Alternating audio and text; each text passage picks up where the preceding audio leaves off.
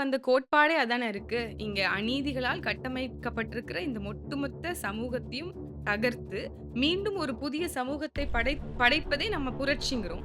அதற்கான வேலைய தான் நம்ம செய்றோம். It will be a slow process definitely. கட்டாயம். அத நான் ஒத்துக்கிறேன். அது ரொம்ப ரொம்ப ஹெக்டிக்கு, ரொம்ப கடுமையான சுமை இருக்கும், ஒத்துக்கிறேன். ரொம்ப ரொம்ப இந்த மாதிரி விமர்சனங்கள் இருக்கும், ஒத்துக்கிறேன். ரொம்ப காலதாமதமாகவும் ஒத்துக்கிறேன். ஆனால் எங்களுடைய நோக்கமும், கோட்பாடும் வழியாகத்தான் நாங்க இத அச்சீவ் பண்றோங்கிறதுல நாங்க தெளிவா இருக்கோம். உருவாக்கியிருக்கிறோம். நீங்க ஒண்ணும் இல்ல. இதுக்கு ரொம்ப சின்ன உதாரணமே சொல்றேன். இன்னைக்கு வந்து 15 ஆண்டுகள் நம்ம நிறைவு பெற்றிருந்தாலும், ஒரு அ ஒரு ஒரு அ ம் ம் இன எழுச்சி கூட்டம், இல்ல மாவீரர் நாள் கூட்டம் அப்டின்னா, பொதுமக்கள் தானே வராங்க. பொதுமக்கள் தானே வராங்க. வணக்கம் அப்படின்னு சொன்ன உடனே, அந்த பல்லாயிரம் மக்கள் திரண்டு இருக்கக்கூடிய அந்த கூட்டத்துல ஒரு சத்தம் உங்களால கேட்ற முடியுமா? பின் ட்ராப் சைலன்ஸ்ன்னு சொல்லுவோம்ல. அந்த மாதிரியான ஒரு ஒழுக்கம் இருக்கு. அது எப்படி எங்களால உருவாக்க முடியுது? அந்த மாரி ஏன் எங்களால நாட்ட உருவாக்க முடியாதுன்னு நீங்க நினைக்கிறீங்க? மக்கள் ராணுவமாக இன்னைக்கு இந்த சமூகத்த நாங்க படைக்க முடியாதுன்னு நீங்களா எப்படி ஜட்ஜ் பண்ணுவீங்க? நீங்களா எப்படி ஒரு முன் அனுமானத்துக்கு வருவீங்க? ஒரு ப்ரீ ஜட்ஜ்மென்ட்க்கு எப்படி வருவீங்க? நாங்க அத தான் பண்ணிக்கிட்டு இருக்கோம்னு நான் சொல்றேன். இன்னைக்கு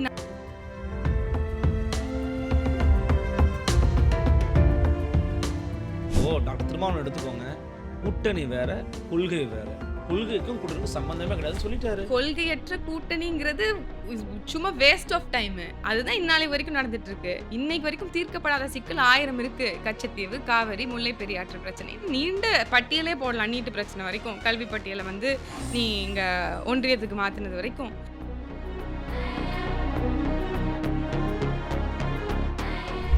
இல்ல குறைந்தபட்ச செயல் திட்டத்தோட தான் நாங்க வந்து திமுக கூட கூட்டணி வச்சோம். திமுக, பாஜக கூட கூட்டணி வச்சதுன்னா, அந்த குறைந்தபட்ச செயல் திட்டத்தை குறைந்த அளவுக்கு யார் தீர்மானிச்சிருக்கணும் மாநிலத்துல?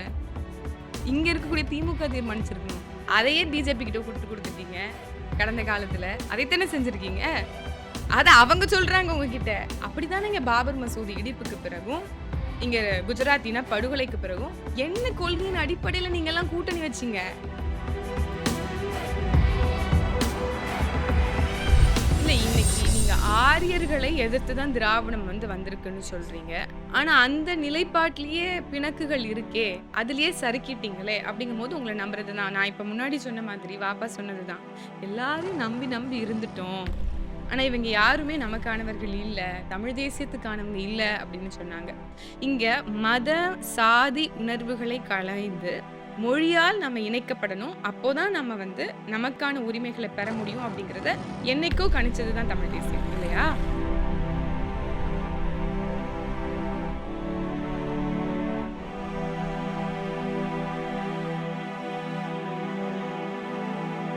அன்னை பர்னிச்சர்ஸ், அன்னை திருமண சீர்வரிசை பொருட்கள், டிவி, ஃபிரிட்ஜ், வாஷிங் மெஷின் உள்ளிட்ட 200க்கும் மேற்பட்ட பொருட்கள் அடங்கிய திருமண சீர்வரிசை ரூபாய் 99,000 மட்டுமே. தமிழகம் முழுவதும் இலவச டோர் டெலிவரி. தொடர்புக்கு 7550144440 9345044044. நிம்மதி ப்ராப்பர்ட்டி மேனேஜ்மெண்ட். கான்டாக்ட் 7667008999. நலம் தரும் நல்லார் சித்த மருத்துவமனை. இதய நோய், சர்க்கரை நோய், பக்கவாதம், சிறுநீரக பிரச்சனை, தண்டுவடம் மற்றும் மூட்டு பிரச்சனைகளுக்கு மிகச்சிறந்த மருத்துவமனை. கிருஷ்ணகிரி, சென்னை மற்றும் மதுரை. தொடர்புக்கு 8807666117 மற்றும் 8807666118. ஃபோர்த் ஸ்டேட் தமிழ் நேயர்களுக்கு அருள்மொழிவர்மனின் அன்பார்ந்த வணக்கங்கள். இது உங்கள் ஃபோர்த் ஸ்டேட் தமிழ் வழங்கும் 2026 தேர்தல் களம் நிகழ்ச்சி. இன்றைய நமது தேர்தல் களம் நிகழ்ச்சியில மிக முக்கியமான ஒரு சிறப்பு விருந்தினரை நம்ம வந்து அழைச்சிட்டு வந்திருக்கிறோம். ரொம்ப ஒரு முக்கியமான ஒரு கட்சியினுடைய மாநில இளைஞர் பாசறையினுடைய ஒருங்கிணைப்பாளர். இந்த மாதிரி பாசறை, ஒருங்கிணைப்பாளர் இப்படிங்கிற வார்த்தைகள் எல்லாம் தமிழ்நாட்டில் கடந்த 10 ஆண்டுகளா புழக்கத்தில் விட்ட கட்சி எதுன்னு உங்களுக்கே தெரியும். அஃப்கோர்ஸ் நாம் தமிழர் கட்சி. நாம் தமிழர் கட்சியினுடைய மாநில இளைஞர் பாசறை ஒருங்கிணைப்பாளரும், நாகப்பட்டினம் தொகுதியினுடைய வேட்பாளராக களமிறங்க இருக்கக்கூடிய மரியாதைக்குரிய சகோதரி தோழர் ஃபாத்திமா ஃபர்ஹானா அவர்கள். வணக்கம். வணக்கம். எப்படி இருக்கீங்க? நலமா இருக்கேன். நன்றி. நான் மிக்க மகிழ்ச்சி உங்களை சந்திச்சதுல. நேரம் கொடுத்ததுக்கு ரொம்ப நன்றியை தெரிவிச்சுக்கிறேன். ஏன்னா ஒரு வேட்பாளர் அப்படின்னு அறிவிச்சுட்டாலே எவ்வளோ வேலைகள் இருக்குன்னு எனக்கு தெரியும். அதுக்கு இடையில நம்ம ஊடகத்துக்காக நேரம் கொடுத்ததுக்கு ரொம்ப நன்றியை தெரிவிச்சுக்கிறேன். ஃபோர்த் எஸ்டேட்டுக்கும் நன்றி. ஒரு முக்கியமான ஒரு அரசியல் பயணத்த எடுத்துக்கிட்டு இருக்கீங்க. தமிழ் தேசியம் அப்படிங்கிறது தமிழ்நாட்டுக்குள்ள ஐடியாலஜிக்கலா ஒரு டிஃபரண்டான ஒரு political entry to the people and to the parties also. So இந்த விஷயத்த எடுக்கும்போது இன்னைக்கு உங்களுக்கு வந்து நெறைய சவால்கள் இருக்குது. இது வந்து இன்னைக்கு பண பொருளாதாரமும், படைபலமும் இருந்தா மட்டும் தான் நம்ம இங்க ஃபோக்கஸ்டா வொர்க் பண்ண முடியுங்கிற மாரி ஒரு சிச்சுவேஷன் இருந்துகிட்டு இருக்கு. 10 ஆண்டு காலமா தொடர்ச்சியான தோல்விகள் இருக்கிறீங்க. ஒரு தொய்வோ அல்லது வந்து ஒரு ஒரு ஆதங்கமோ உங்கள்ட்ட இல்லையா? எது உங்கள உந்தி தள்ளிக்கிட்டே இருக்கு நம்ம போராடணும் அப்படின்னு? இல்ல தோய்வுக்கு என்ன வேல இருக்கு? உங்களுக்கு தெரியும் இன்னைக்கு வந்து ஒரு ஒரு அ அறிவாயுதத்தை ஏந்தி களத்துல நிற்கக்கூடிய ஒரு செறிவார்ந்த ஒரு கூட்டத்தை, ஒரு மக்கள் திரட்சியை வந்து சீமான் அவர்கள் அவருடைய பணியில செஞ்சிருக்கார். அத நம்ம ரொம்ப கான்ஃபிடென்ட்டா சொல்லலாம். ரொம்ப ரொம்ப உறுதியா சொல்லலாம். இங்க நாங்க வந்து நம்பிக்கையின் அடிப்படையில இவங்கள எல்லாரையும் நம்ம ஒருங்கிணைக்கல. உணர்வால் ஒன்றிணைச்சிருக்கிறோம் அப்படிங்கிறது தான் இதுல இருக்கக்கூடிய எசன்ஸ். நம்ம சாராம்சமா எடுத்துக்கணும் அப்படின்னு நெனைக்கிறேன். அந்த உணர்வின் அடிப்படையில ஒவ்வொருவரையும் அரசியல் படுத்தி, அணிதிரட்டி இந்த மக்களுக்கு முன்பு அ மக்கள வந்து ஒரு புரட்சிக்கு தள்ளக்கூடிய இடத்துல இன்னைக்கு தள்ளியிருக்கோம் அப்படின்னா, அது ஒரு மிகப்பெரிய சாதனை. நீங்க எந்த கட்சிய தமிழ்நாட்டு அரசியல் வரலாற்றுல இப்படி ஒரு சாதனைய செஞ்சிருக்க முடியும்? இல்ல வித்தவுட் பவர் நீங்க என்ன பண்ண முடியும்? ஃபார் எக்ஸாம்பிள் நீங்க பண்ணக்கூடிய விவகாரங்கள் இப்போ நீங்க செஞ்சிருக்கிற அல்லது பேசியிருக்கிற பல விஷயங்கள் வந்து தமிழ்நாட்டு பாலிட்டிக்கல் கிரவுண்டுல வேறு எந்த கட்சியும் பண்ணாத விவகாரம் தான். பட் உங்களுக்கு கிரெடிட் எங்க கிடைச்சது? நீங்க எங்க ஒரு எம்.எல்.ஏ ஆனீங்களா? உங்களால பல விதமான பொறுப்புகள் உங்களால வர முடிஞ்சதான்னு பார்த்தோம்னா, இல்ல. அப்படி இல்லாதபோது, உங்களுடைய பல பணிகள் விரலுக்கேத்த தண்ணீரா தானே போய்க்கிட்டு இருக்கு. இல்ல. இங்க நாங்க பொறுப்புக்கோ, இங்க பதவிக்கோ வர முடியாததுக்கு காரணம் என்னங்கிறதையும் ஆய்வு பண்ணணும்ல. இங்க இங்க தேர்தல் களத்தையே வந்து முழுக்க முழுக்க பணம் படைத்தவர்கள் மட்டும் தான் தேர்தல்ல நிக்க முடியும். அவங்க மட்டும் தான் போட்டியிட முடியும். அவர்கள் மட்டும் தான் வெற்றி பெற முடியும். போட்ட படத்த மீண்டும் நம்ம சம்பாதிச்சிற முடியும். ஊழல் செய்து நம்ம அதை வந்து திருப்பியும் அத வந்து சம்பாதிச்சுக்க முடியும் அப்படிங்கிற இந்த சூழல் எல்லாத்தையும் உருவாக்கியது எங்க? இங்க தான். தமிழ்நாடு பாலிடிக்ஸ்ல தான் இவ்வளவு கேவலமான ஒரு வரலாறு இருக்கு. அப்ப ம். இந்த கூற்றுகள எல்லாம் வச்சுட்டு நீங்க எங்கள வந்து மெஷர் பண்ணக்கூடாது. இல்ல நான் உங்கள அப்படி மெஷர் பண்ணல. தமிழ்நாடோட பொலிட்டிக்கல் கிரவுண்டுங்கிறது நல்லவர்களுக்கானது அல்ல. ம், வல்லவர்களுக்கானது. ம், வல்லவனா இருந்தா தான் ம், தமிழ்நாட்டுக்குள்ள அரசியல் பண்ண முடியுங்கிற ஒரு எழுதப்படாத சூத்திரம் இருக்குது. ம், அப்போ அதுக்குள்ள தான் நீங்க போட்டி போட முடியும். நீங்க ம். ஒரு சிஸ்டம்க்குள்ள வந்துட்டு, சிஸ்டம்க்கு எதிரா இருக்கிற எல்லா விஷயத்தையும் பண்ணிக்கிட்டு, நான் ஜெயிக்கணும்னு எப்படி ஜெயிக்க முடியும்? அதாவது இப்படி முரண்பாடா இருக்கிறது ஒரு சிஸ்டம்ன்னு நீங்க சொல்றீங்க. அப்படி ஆஃப் கோர்ஸ் இன்னைக்கு எடுத்துக்கணும். அப்படி தானே இருக்கு. நம்ம ஏத்துக்கிறோம், ஏத்துக்கல. இன்னைக்கு அதுதான் சிஸ்டமா இருக்கு. ம், அதுக்குள்ள நீங்க வந்துட்டீங்க. ம், அதுக்குள்ள வந்துட்டு, ம். அப்புறம் நீங்க இல்ல முடியலன்னா என்ன இல்ல அர்த்தம்? நம்ம முன்வைத்துட்டு வந்த கோட்பாடே அதானே இருக்கு. இங்க அநீதிகளால் கட்டமைக்கப்பட்டிருக்கிற இந்த ஒட்டுமொத்த சமூகத்தையும் தகர்த்து, மீண்டும் ஒரு புதிய சமூகத்தை படைப்பதே நம்ம புரட்சிங்கிறோம். அதற்கான வேலைய தான் நம்ம செய்றோம். It will be a slow process definitely. கட்டாயம். அத நான் ஒத்துக்கிறேன். அது ரொம்ப ரொம்ப ஹெக்டிக்கு, ரொம்ப கடுமையான சுமை இருக்கும், ஒத்துக்கிறேன். ரொம்ப ரொம்ப இந்த மாதிரி விமர்சனங்கள் இருக்கும், ஒத்துக்கிறேன். ரொம்ப காலதாமதமாகும், ஒத்துக்கிறேன். ஆனால் எங்களுடைய நோக்கமும், கோட்பாடும் வழியாகத்தான் நாங்க இத அச்சீவ் பண்றோங்கிறதுல நாங்க தெளிவா இருக்கோம். இல்ல அது நீங்க தெளிவா இருக்கீங்க. ஃபாத்திமா ஃபர்ஹானா வருவாங்க, இடும்பாவனம் கார்த்தி வருவாரு, துரைமுருகன் வருவாரு. இன்னும் நெறைய பேர் இருக்கிறாங்க. நான் பேர கூட நெறைய பேர நான் மிஸ் பண்ணலாம். இவங்கெல்லாம் ஹிம்லர்லாம் வராரு. இவங்க எல்லாரும் மாதிரியுமே எல்லாரும் இருக்க முடியுமா? ஒரு பார்ட்டி கேடரஸ் அப்படிங்கிறவங்க. யோசிச்சு பாருங்க. உருவாக்கியிருக்கிறோம். நீங்க ஒண்ணும் இல்ல. இதுக்கு ரொம்ப சின்ன உதாரணமே சொல்றேன். இன்னைக்கு வந்து 15 ஆண்டுகள் நம்ம நிறைவு பெற்றிருந்தாலும், ஒரு ஒரு ஒரு அ ம் ம் இன எழுச்சி கூட்டம், இல்ல மாவீரர் நாள் கூட்டம் அப்டின்னா, பொதுமக்கள் தானே வராங்க. பொதுமக்கள் தானே வராங்க. வணக்கம் அப்டின்னு சொன்னோனே, அந்த பல்லாயிரம் மக்கள் திரண்டு இருக்கக்கூடிய அந்த கூட்டத்துல, ஒரு சத்தத்த உங்களால கேட்ற முடியுமா? பின் ட்ராப் சைலன்ஸ்ன்னு சொல்லுவோம்ல. அந்த மாதிரியான ஒரு ஒழுக்கம் இருக்கும். அது எப்படி எங்களால உருவாக்க முடிஞ்சது? அந்த மாரி ஏன் எங்களால நாட்ட உருவாக்க முடியாதுன்னு நீங்க நெனைக்கிறீங்க? மக்கள் ராணுவமாக இன்னைக்கு இந்த சமூகத்த நாங்க படைக்க முடியாதுன்னு நீங்களா எப்படி ஜட்ஜ் பண்ணுவீங்க? நீங்களா எப்படி ஒரு முன் அனுமானத்துக்கு வருவீங்க? ஒரு ப்ரீ ஜட்ஜ்மென்ட்க்கு எப்படி வருவீங்க? நாங்க அத தான் பண்ணிக்கிட்டு இருக்கோம்னு நான் சொல்றேன். இன்னைக்கு நாம் தமிழர் கட்சியில செய்யக்கூடிய செயல்பாடுகள், நாற்காலி எடுத்து போடுறதோ, குப்பைகள எடுத்து அவங்களுடைய இடத்துல அவங்க குடுத்திருக்கக்கூடிய டிராஷ் பின்ல போடுறதோ, இல்ல மக்கள் சரியான நேரத்துக்கு வருவதோ, இல்ல கரெக்ட்டா அந்த நிகழ்ச்சி நிரலை ஒழுங்கமைக்கிறதோ, இது எல்லாமே களத்துல நீங்க பார்க்குறீங்க. ஒரு வேட்பாளர் போனா, அவங்களுக்கு என்னென்ன எத்திக்ஸ் இருக்கோ, அவங்களுக்கு என்ன மாரல் இது இருக்கோ, அது எல்லாத்தையும் நம்ம பண்றத நீங்க பார்க்குறீங்க. எல்லாருக்கும் முன்னுதாரணமா தானே பண்ணிட்டு இருக்கோம். இதெல்லாம் சின்ன சின்ன மாற்றங்கள் இல்லையா?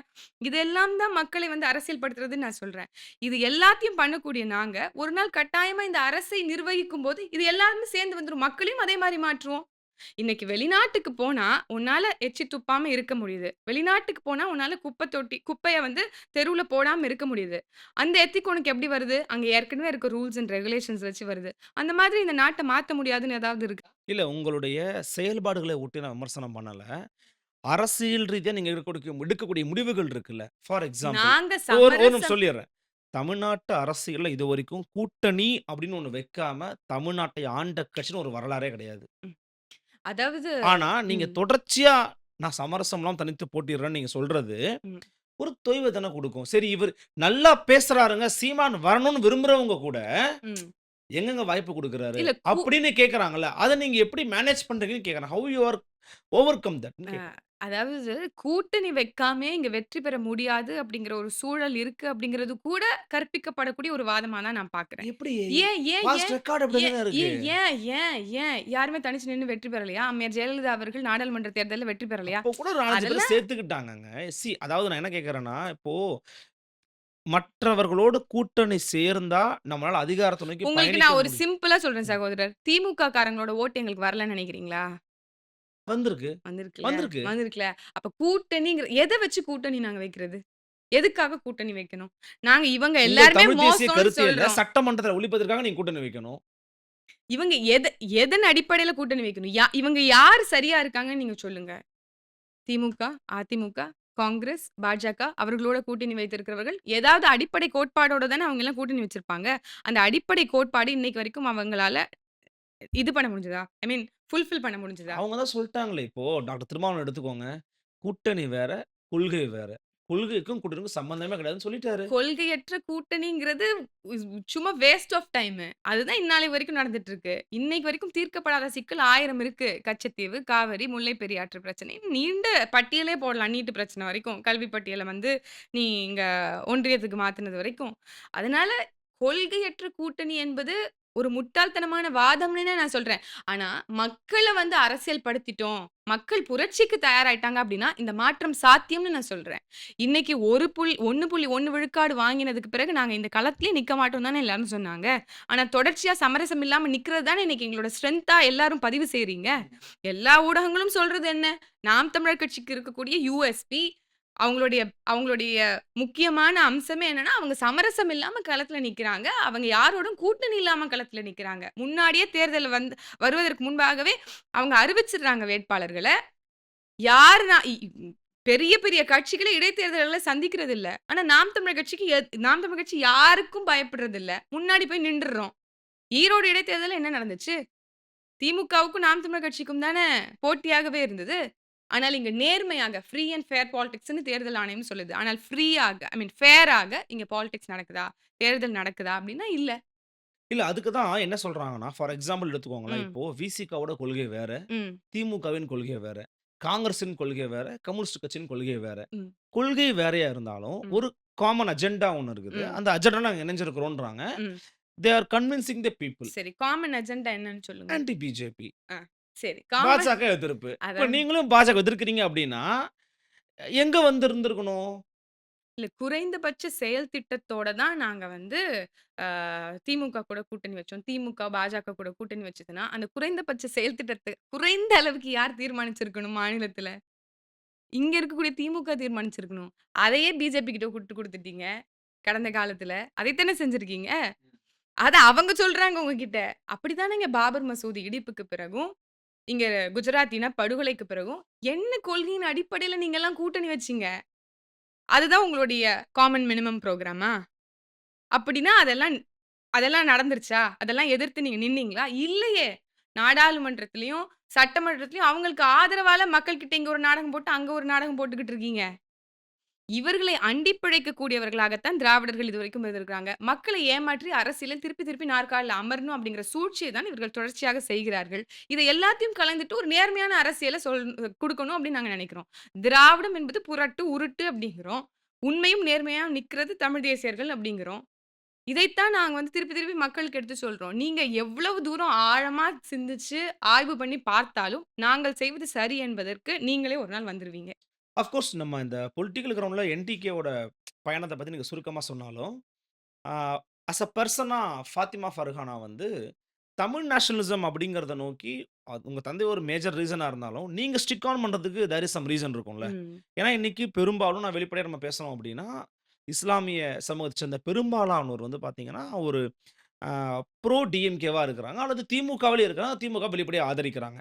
பெரும்பாலும் நான் சொல்றேன். கொஞ்சம் பேர் அங்கங்க பிரிஞ்சு இருக்கலாம். ஆ நாம் தமிழர் கட்சியில இருக்கலாம். அதிமுகல இருக்கலாம். டூ எனிபடி எங்க இருக்கலாம். ஆனா, அந்த திராவிட இயக்கங்கள் ஆதரிக்கக்கூடிய போக்குல இருக்கக்கூடிய அந்த சமூகத்துல இருக்கிற பெரும்பாலும் இருக்கும்போது, நீங்க ஏன் திராவிட இயக்கத்த விமர்சிக்கிறீங்க? அல்லது எங்க உங்களுக்கு திராவிடம் அந்நியமாக படுகிறது? இல்ல இன்னைக்கு நீங்க ஆரியர்களை எதிர்த்து தான் திராவிடம் வந்து வந்திருக்குன்னு சொல்றீங்க. ஆனா அந்த நிலைப்பாட்டிலேயே பிணக்குகள் இருக்கே! அதிலேயே சறுக்கிட்டீங்களே! அப்படிங்கும்போது உங்கள நம்புறது தான். நான் இப்ப முன்னாடி சொன்ன மாதிரி வாப்பா சொன்னது தான். எல்லாரையும் நம்பி நம்பி இருந்துட்டோம். ஆனா இவங்க யாருமே நமக்கானவர்கள் இல்ல. தமிழ் தேசியத்துக்கானவங்க இல்ல அப்படின்னு சொன்னாங்க. இங்க மத, சாதி உணர்வுகளை களைந்து, மொழியால் நம்ம இணைக்கப்படணும். அப்போதான் நம்ம வந்து நமக்கான உரிமைகள பெற முடியும் அப்படிங்கிறத என்னைக்கோ கணிச்சது தான் தமிழ் தேசியம் இல்லையா? அதைத்தான் சீமான் அவர்களும், பாப்பாவும் அடிக்கடி மேடையில சொல்லுவாங்க. நான் இன்னைக்கு கிறிஸ்தவனா இருக்கிறவன், நாளைக்கு இந்துவா மாறலாம். நான் வந்து முஸ்லிமா இருக்கிறவன், நாளைக்கு ஒரு கிறிஸ்டியனா மாறலாம் அப்படிங்கிறது. அதனால மதம் என்பது மாறிக்கொள்ளக்கூடும். இனம் என்பது மாறாது. இனத்தின் வழியே நம்மள அரசியலினுடைய விடுதலையை பெற முடியும் அப்படிங்கிறது தான் நியதி. அப்படிதான் இங்க வந்து அரசியல் செய்துட்டு வராங்க. ஆனால் இது நாள் வரைக்கும் இருந்த எல்லாருமே வந்து தமிழ் தேசியத்தை இஸ்லாமியர்கள் நான் சொல்றேன். இஸ்லாமியர்கள் ஆராய்ந்து பார்க்கல. இன்ன வரைக்கும் அதனுடைய உண்மைத்தனத்தை யாருமே வந்து ஆய்வு செய்யல அப்படிங்கிறது தான் என்னுடைய பார்வை. இதுதான் தமிழ் தேசியம்னு தெரிஞ்சுக்கிட்டாங்க அப்படின்னா, கட்டாயம் அவர்கள் இந்த பக்கம் தான் நிப்பாங்க. இது நாள் வரைக்கும் அதுதான் இன்னைக்கு வந்து ஆரியத்தை எதிர்க்கத்தான் திராவிடம் வந்தது அப்படின்னு சொன்னாங்க. கடைசியில ஆரியத்துக்கு அடிபணிந்து தானே திராவிடம் நிக்குதுங்கிறது தானே உண்மையா இருக்கு. எத்தனையோ பேர் தமிழ் தேசியம் பேசியிருக்கலாம். எத்தனையோ பேர் ஐயா சி.ப. ஆதித்தனாரா இருக்கட்டும், இல்ல அண்ணல் தங்கோவா இருக்கட்டும், இல்ல கி.ஆ.பெ. விஸ்வநாதமா இருக்கட்டும், எத்தனையோ பேர் வந்து தமிழ் தேசியம் அப்படிங்கிறத கூற்றை வந்து சுமந்துட்டு வந்தவங்க அவங்களோட ஷோல்டர்ஸ்ல. ஆனால் 2009க்கு பிறகு தானே நமக்கு தமிழ் தேசியம்னா ஒரு முற்றிலும் வேற கோணல்ல பார்க்கப்பட்டது. அதுவரைக்கும் வந்து திராவிடத்திடம் நம்மளுடைய மக்கள் ஏமாந்திருப்பாங்க. ஆனால் திராவிடம் என்றாலே ஏமாற்று என்பதை 2009க்கு பிறகு தானே நம்ம புரிஞ்சுக்கிறோம். அதனால இது தமிழ் தேசியம்னா என்னங்கிற அதாவது தமிழ் தேசியம் என்பது அறமும் மனித அப் அம் விடு அரசியலும் அறமும் தான் அப்படின்னு தான் நான் நினைக்கிறேன். ஆ மனிதநேய பண்பு இருக்குல்ல, அதுதான் அறம். அததான் அறம் சொல்லுது. அரசியல் என்பது மக்களுடைய விடுதலையை வந்து போதிக்குது. இது 2ம் சார்ந்தது தான் தமிழ் தேசியம். தமிழ் தேசியம் என்பது ஒரு எல்லாவற்றுக்குமான பதிலாக, எல்லாவற்றுக்குமான ஒரு அ புரிதலாக இன்னைக்கு இருக்கு அப்படிங்கும்போது, அதை புரிந்தவர்கள் கட்டாயம் தமிழ் தேசியத்துக்கிட்ட இல்ல தான் நீங்க இருப்பாங்க. கரெக்ட்டா ஒரு பாயிண்ட் சொன்னீங்க. புரிய வைக்க வேண்டிய காலம் வந்துருச்சு. இஸ்லாமியர்கள் இது பக்கம் வரப்போறாங்க, வருவாங்க. ஆரியத்துக்கு எதிர் ம், அப்படிங்கிறதுல தமிழ் தேசத்த வைக்கிறீங்க அப்போ கரெக்ட்டா? ம், இப்ப என்னங்க சிக்கல் வருது அப்படின்னா, ம், அவங்க வரக்கூடிய மக்கள் வந்துகிட்டு இருந்தாலும், ம், உங்களுடைய சில சில நிலைப்பாடுகளோ, உங்கள் ம், தலைவரின் சில பேச்சுகளோ, ஃபார் ம், எக்ஸாம்பிள் இப்ப ம், அண்மையில வந்து ம், பார்ப்பன கடப்பாரை கொண்டு திராவிட கட்டடத்த இடிப்பேன்னு சொல்றாரு அப்படிங்கிறபோது, ம், ஆக்சுவலி பார்ப்பன கடப்பாரைன்னு வரும்போது திராவிடர்கள் அத எதிர்க்கிறாங்க. ம், நீங்க அந்த கடப்பாரைய வச்சு நான் வந்து உங்கள அடிப்பேன் அப்படின்னு நீங்க சொல்லும்போது, ம். நீங்க ஏன் பார்ப்பன கடப்பாரை யூஸ் பண்ணீங்கன்னு கேட்கறாங்கல்ல. அப்ப நீங்க எப்படி தமிழ் தேசியத்துக்கும், ஆரியத்துக்கும் எதிர்ன்னு சொல்ல முடியும்? இப்ப வந்து நீங்க பார்த்தீங்க அப்டின்னா, ரொம்ப ஆராய்ந்து பார்த்தோம் அப்டின்னா, பார்ப்பன் இந்த திராவிடம் என்ற சொல்லே தென்னிந்திய பா அ ப பிராமணர்களை குறிக்கக்கூடிய பிராமணர்களை சொல்லுன்னு ஒரு வார்த்தை குறிக்கக்கூடிய இருக்கு. சொல்லு அப்டிங்கிறத நம்ம வந்து புரிஞ்சுக்க முடியுது, நம்ம படிக்கும்போது. ஆனால் இங்க வந்து தாமன் சீமான் அவர்கள் விஜில் என்கின்ற ஒரு அமைப்புல போய் பேசுறாங்க. தாமன் சீமான் அவர்கள் ஏன் அ பாரதியினுடைய கொள்ளு பேரனாக இருக்கக்கூடிய அண்ணன் வைரபாரதி அவர்களுக்கே விஜில் அமைப்பு ஒரு ஆர்எஸ்எஸ் அமைப்புன்னு தெரியாம இருந்தது. அந்த மாதிரி நமக்கு தெரியல. But that's okay. ஆனா, ஆள யாருன்னு பார்க்காதீங்க. அவர் பேசுற மொழிய பாருங்க. அவர் என்ன பேசுறாருன்னு பாருங்கங்கிறது தான் ரொம்ப, ரொம்ப சரியா இருக்கும்னு நெனைக்கிறேன். நீங்க அந்த கூட்டத்துக்கு போய், அவர் எல்லாவற்றையும் பேசுறாரு. பாரதியினுடைய புகழை பார் முழுக்க நான் வந்து பேசுவேன் அப்படிங்கிறத கருத்த வந்து சொல்றாரு. அவரே வியந்து பார்க்குறாரு. வைரபாரதியே வந்து இன்னைக்கு பாரதிக்கு வந்து அவருடைய சொல்லுக்கு ஒரு உருவம் இருந்தா, அது எப்படி இருக்குமோ, அப்படி வந்து அ சீமான் அவர்கள் பேசினாங்கன்னு அவரே மெச்சுறாரு அப்படிங்கிறது பார்த்து எல்லோரும் சொல்லிட்டாங்க. அவ்வளவு ஆகச்சிறந்த ஒரு வரலாற்று உரையாகத்தான் நம்ம அத பார்க்கணும். அப்படியான ஒரு 40 மினிட்ஸ் தான் நான் அன்னைக்கும் ம். பார்த்தேன். அதுல பிராமண கடப்பாரையை கொண்டு திராவிடத்தை திராவிடத்தை வீழ்த்துவோம் அப்படின்னு தாய்மாமன் சீமான். அத மட்டும் அதாவது தொடர்ச்சியாக பாரதி வந்து என்னலாம் பாடியிருக்காருன்னு பாருங்க. யாமறிந்த மொழிகள் எங்கும் காணோம் அப்படின்னு பாடிட்டாரு. சொல்லில் உயர்வு தமிழ்ச் சொல்லே அதை தொழுது படித்திடடி பாப்பா அப்படின்னு தமிழ் தமிழ்ன்னு எல்லா இடத்துலயும் பார்த்தாங்க. இன்னைக்கு கூட நான் ஒரு ஒரு ஒரு வீடியோ பார்க்குறேன். அதுல என்ன சொல்றாங்க அப்படின்னா, அ ஓடி விளையாடு பாப்பா, காலை எழுந்தவுடன் படிப்பு, பின்பு கனிவு கொடுக்கும் நல்ல பாட்டு, மாலை முழுக்க விளையாட்டு. அதை வந்து விமர்சிச்சு பேசுறாங்க. என்னன்னா, பாருங்க அவர் விளையாட்டுங்கிறாரு. பாருங்க அவர் வந்து பாட்டு சரிகமபான்னு பாட சொல்லி சொல்லியிருக்காரு. அது பாப்பான் அப்படிங்கிறாரு. ஆனால் பாரதிதாசன் வந்து படி, கடும்பகல் படி, மாலை மா படி, இரவு படி, மாலை படி, கடும்பகல் இரவு படி. படி, செந்தமிழ் நூல் எஸ். படி அப்படின்னு சொல்லிட்டு முழுசா படி படின்னு. சங்கத்தம் படி சொல்லிக்கிட்டே இருப்பாரு. அதாவது இந்த புரிதல்ல எவ்வளவு பெரிய குழப்பம் இருக்குன்னு பாருங்க. அவரு பாப்பா பாட்டு பாடுனாருங்க. சின்ன பிள்ளைக்கு என்ன சொல்லிக் குடுக்கணுமோ அத சொல்லிக் குடுத்தாரு. இவரு யூத்துக்கு பாடுனாரு. அவரையும் பாரதிதாசன் எப்படி அந்த பேர எடுத்துக்கிட்டாரு? பாரதியாரிடமிருந்து பற்றின் காரணமா எடுத்துக்கிட்டாரு. அவரே புகழ்ந்து தள்ளியிருக்கிறாரு பாரதிய. அவ்ளோ மெச்சி தள்ளியிருக்கிறாரு பாரதி. அவருடைய பாடல்கள்லாம் எனக்கு நினைவுல இல்ல. ஆனால் அத எடுத்து படிச்சோம் உண்ம. அப்டின்னா, பாரதியார நம்மளுடைய புரட்சி பாவலன் பாரதிதாசன் அவர்கள் அவ்வளவு புகழ்ந்திருக்கிறாங்க. புகழ்ந்து உண்மதான், புகழ்ந்து உண்மதான். பாடியிருக்காரு. ஆனால் இதுல அவங்க செய்யக்கூடிய நுணுக்கத்த தான் பார்க்கணும். தமிழ் தேசியம் என்பது ஆரியர்களுக்கும், இன்னைக்கு திராவிடர்களுக்கும் மிகப்பெரிய உறுத்தலாக இருக்கும்னு கணித்தது இன்னைக்கு இல்ல. அன்னைக்கு வந்து தமிழ் தேசியவாதிகளே சொல்லிட்டாங்க. அன்னைக்கே சொல்லிட்டாங்க. அதுதான் இன்னைக்கு அச்சுறுத்தலா இருக்கு. ஆரியர்களுக்கு எவ்ளோ பெரிய உறுத்தலா இருக்குமோ தமிழ் தேசியத்தினுடைய மறுமலர்ச்சியும், முகிழ்ச்சியும் இந்த தமிழ் மண்ணுல, அதுக்கு சற்றும் குறையாத ஒரு நெருக்கடி தான் இன்னைக்கு திராவிடத்திற்கு ஏற்பட்டிருக்குன்னு நான் நெனைக்கிறேன். அவர்கள் இன்னைக்கு வீழ்வதற்கு காரணமாக தமிழ் தேசியம் இருக்கு. அத அவர்களால ஒப்புக்கொள்ள முடியல. இன்னைக்கும் திராவிடம், திராவிடம், திராவிடம் என்கின்ற பேர்ல அவங்க ஒப்பேத்தி இருக்கையிலேருந்து நவரக்கூடாது அப்படின்னு நெனைக்கிறாங்க. ஆனால் இல்ல உங்கள நாங்க வந்து அம்பலப்படுத்தி தான் தீரணும். இன்னைக்கு பெரியார் என்கின்ற ஒரே ஒரு ஐயா ஈவே ராமசாமி அவர்களை மட்டும் வைத்து ஒட்டுமொத்தமா காலத்த கடத்தி முடிச்சிட முடியும் அப்படிங்கிற இந்த எண்ணத்த தகர்க்கணும். அவரும் செஞ்சிருக்கிறாருன்னு பாடத் தொடங்குங்க. அவரோட சேர்ந்து எங்களுடைய எண்ணற்ற முன்னோர்களுடைய வரலாற ஏன் மறைச்சீங்கன்னு இன்னைக்கு காரணம் குடுங்க. அதை அம்பலப்படுத்தக்கூடிய வேலையில தாய்மாமன் சீமான் அவர்கள். இந்த ஒரு வார்த்தை உறுத்துது அப்படின்னா, கடந்த முறை கூட நாங்க பேசுனோம் பாரதிய பத்தி. எவ்வளவோ பேசுனாங்க தாமன் சீமான் அவர்கள். 1 மணி நேரத்துக்கு மேல பேசுனாங்க அன்னைக்கு. ஆனால் இங்க போய் பேசும்போது தானே உனக்கு உறுத்துது. இப்ப தானே உனக்கு தெரியுது. தெரிஞ்சுக்கணும் அப்படிங்கிறதுக்காகத்தான். அதனால அவர் பேசிய ஒவ்வொன்றும் பாரதிக்கான புகழ் வணக்கமே தவிர்த்து, ஒருபோதும் அங்க வந்து ஆரியத்துக்கான சார்பு இல்ல. சார்பில்ல. அங்க போய் நாங்க வந்து பாஜகவை புகழ்ந்தோ, ஆரியத்தை புகழ்ந்தோ, பிராமணியத்தை புகழ்ந்தோ எந்த இடத்துலயும் பேசல. பாரதியை பற்றி பேசணும் அப்படின்னா, நீ எங்க வேணாலும் கூப்பிடுன்ட்டாங்க. அதுதான் அங்க நடந்தது அப்படிங்கிறது தான் என்னுடைய பார்வை. ஆக்சுவலி அ அ உங்களுடைய முதன்மை எதிரியா? ஏன்னா இப்ப நீங்க கட்டமைச்சிடுறீங்க. இப்போ பாருங்களேன், புதுசா கட்சி ஆரம்பிச்ச விஜய் கூட அரசியல் எதிரி, கொள்கை எதிரி இப்படிலாம் வந்து சில விஷயங்கள காயின் பண்றாரு. ஒரு பெரு நட்சத்திரமா இருக்கிறதுனால அவர் சொல்றது உடனே போய் ரீச் ஆகுது. பட் வெகு காலங்களுக்கு முன்பாகவே ஐடியாலஜிக்கல் எனிமி யாரு, பொலிட்டிக்கல் எனிமி யாருங்கிறத நீங்க தீர்மானம் பண்ணிட்டீங்க. பட் இன்னைக்கு நேரத்துல, இன்னைக்கு சூழல்ல உங்களுடைய முதன்மை எதிரியா நீங்க யார முன்வைக்க விரும்புறீங்க? மக்களுக்கு சொல்லுங்க. உங்கள் முதன்மை எதிரி, நாம் தமிழர் கட்சியின் முதன்மை எதிரி யார்? திமுகவா? பாஜகவா? ஆரியமா? திராவிடமா? நாங்க வந்து திமுகவையும், அதிமுகவையும் சமத்தராசுல தான் வைக்கிறோம். எப்படி? திமுகவும், அதிமுகவையும். ஆமா. ஃபைன். 2மே அதே மாதிரியான அம்சங்களை கொண்ட கட்சி தேர்ஸ் தான். No difference. There is no difference. ஒரே குட்டையில ஊர்ன மட்டைகள்னு ஐயா காமராசர் சொன்னது இன்னைக்கும் வழிமொழிகிறோம். அதுதான் திமுகவுக்கும், அதிமுகவுக்கும் பொருந்தும்னா, அதே மாதிரி தராசுல தான் திராவிடத்தையும், ஆரியத்தையும் நாங்க வைக்கிறோம். என்னங்க இப்படி அதைத்தான் சொன்னீங்கன்னா நான் எப்படி? சொல்றேன். அதுதான் அதுதான் இன்னைக்கு நீங்க திராவிடம் எதற்கு வந்ததுன்னு சொல்றீங்க. ஆரியத்தை ஒழிக்க. ஆரியத்த ஒழிக்கன்னு சொல்லிட்டு, இன்னைக்கு ஆரியத்த வேரூண்ட வைத்தது யாரு? ஆரியத்தை அது இந்த மண்ணுல விதைக்க இருங்க, வைத்தது இருங்க. யாரு? அது செயல்பாட்டாளர்களின் பிழையே ஒழிய, தத்துவத்தின் பிழை இல்லல்ல. இன்னைக்கு அது வெறும் தத்துவமாகத்தான் மாறியிருக்கு அப்படிங்கிறத ஒப்புக்கொள்றீங்க. அன்னைக்கு வந்து அது வந்து வேற வேற என்னென்னமோ ஒரு வடிவம் குடுத்தீங்களே திராவிடத்துக்கு. இனம், என்னென்னமோ சொன்னீங்க. திராவிடம் என்றால் இனம், திராவிடம் என்றால் மொழி, திராவிடம் என்றால் அது ஒரு கல்யாணம், கருத்தியல். என்னென்னமோ சொல்லி இன்னைக்கு வெறும் ஒரு கருத்தியல் அப்படிங்கிற ஒரு நிலைக்கு வந்திருக்கிறீங்க. இன்னைக்கும் அதெல்லாம் எங்க மக்களுக்கு புரியாது. நாங்க செயல்பாட்டுல தப்பு பண்ணோம் அப்படியெல்லாம் இல்ல. நீங்க திராவிடம் என்பதை எதற்கு கொண்டு வந்தீங்க? இங்க ஆரியத்தை வேற இருக்க கொண்டு வந்தீங்க.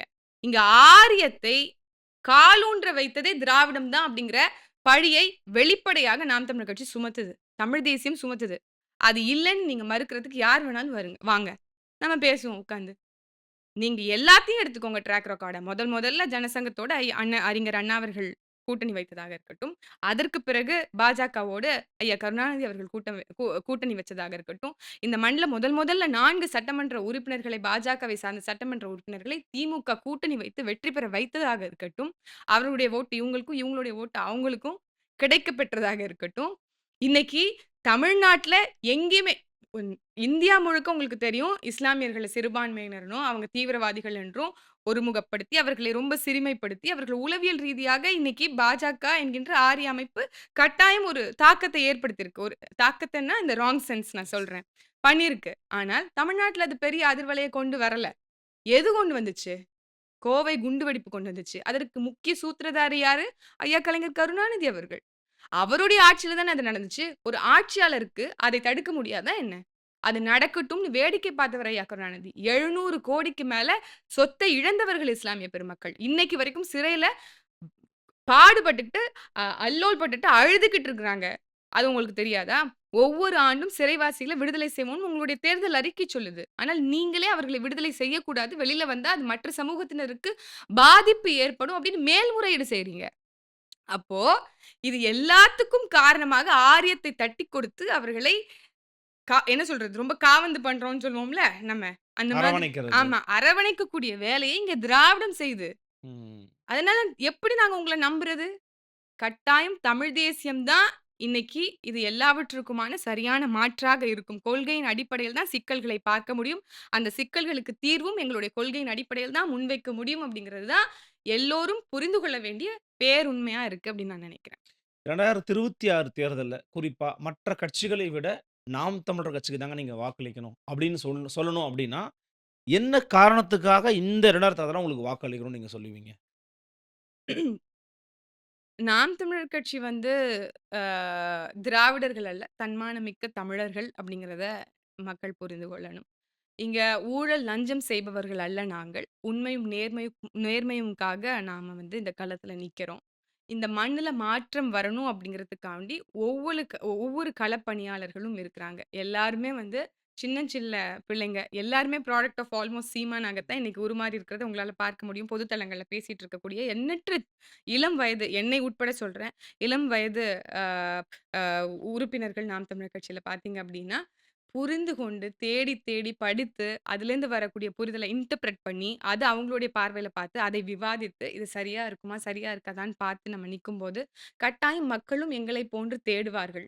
எப்படி வந்து ஒரு சும்மா ஒரு சேலைக்கும், ஒரு சட்டைக்கும் நம்ம வந்து ஒரு 6 மாசத்துல தூக்கி போடுற இத்தனைக்குமே நம்ம 1000 முறை போய் கடைகள ஏறி இறங்கி சரியானத தேடி பார்க்குறோம் அப்படின்னா, கட்டாயம் இந்த நாட்டை ஆளக்கூடிய அந்த தலைமகனை தேர்வு பண்றதுக்கு மக்கள் ஆய்வு செய்வார்கள் அப்படிங்கிற நம்பிக்கை எனக்கு இருக்கு. நாம் தமிழர் கட்சிக்கு எதற்கு வாக்களிக்கணும் அப்படின்னா, நாங்க அடிப்படைய மாற்றுவோம்னு சொல்றோம். அடிப்படை எந்த விதத்தில மாற்றுறோம் அப்படின்னா, இன்னைக்கு கல்வி எல்லாருக்கும் சமமா இருக்குங்கிறாங்க. உங்களுக்கு தெரியும் கல்வி கடனே கிட்டத்தட்ட 17,000 கோடி கிட்ட இருக்கு. அதுல வெறும் 48 கோடி தான் அடைச்சு வச்சிருக்கு. கல்வி கடன் இல்லாத ஒரு சமமான, தரமான ஆரம்ப கல்வி முதல் ஆராய்ச்சி கல்வி வரை எல்லோருக்குமான கல்விய நாம் தமிழர் கட்சி வழங்கும். ஏன்னா மக்கள் கிட்ட இருந்து நம்ம வரி பணத்த வாங்குறோம்ல, நீ அத ஒழுங்கா செய்யல, ஒழுங்கா திருப்பி மக்கள் குடுக்கல. ஆனா நாங்க அத பண்ணுவோம். ஏன்னா இங்க உண்மையானவர்கள் இந்த மண்ணுக்காக நிக்கணும்னு இருக்கிறோம். அதனால நாங்க தரமான கல்விகள குடுப்போம். தரமான மருத்துவத்த எல்லா சுகாதார அமைப்புகளும் சீரமைப்போம். இங்க வந்து எம்பியா இருந்தாலும் சரி, அமைச்சரா இருந்தாலும் சரி, எம்எல்ஏவா இருந்தாலும் சரி, எல்லாரும் அரசு மருத்துவமனையில தான் அரசு சுகாதார இதுல தான் வந்து நீங்க வந்து மருத்துவம் பெறணும் அப்படிங்கிற நிலையை உருவாக்குவோம். அத்தகைய ஒரு தரமிக்க ஒரு உலகத்தரம் வாய்ந்த ஒரு மருத்துவமனைகள உருவாக்குவோம் அப்படிங்கிறது தான் நாங்க சொல்லக்கூடிய விஷயம். அதனால கட்டாயம் மக்கள் எங்களுக்கு தான் போடுவாங்க.